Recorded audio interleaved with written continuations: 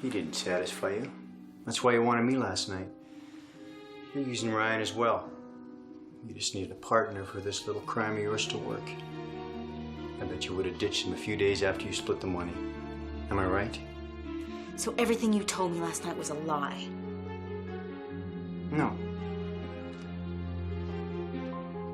Actually, I told you the truth. In prison, you meet a lot of guys who've been screwed over by women. A few of them asked me to check up on their wives and girlfriends when I got out. Most of them didn't like what I found, but I discovered I was good at it. You never drank the juice. No. I knew what you were up to, so I just played along. I pretended to pass out and waited a bit. Then, I snuck back to the house and watched.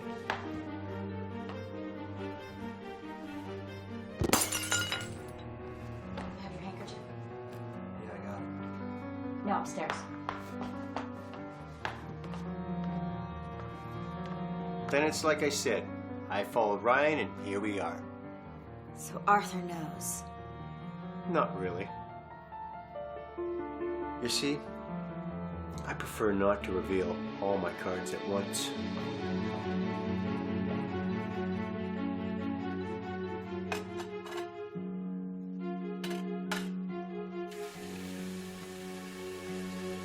It's time to talk about you.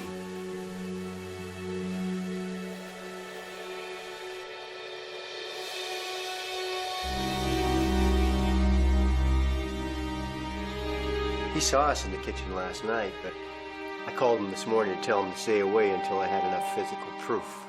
Pictures, audio, you know, evidence that would stand up in court. But I never told him what you were planning. He has no idea.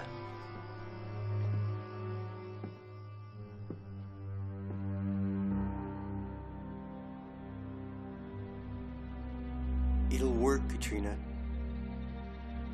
What about your surveillance tapes and my files? Already taken care of. After the warehouse, I went back to my office. Collected all my case files and reports, and anything else that could be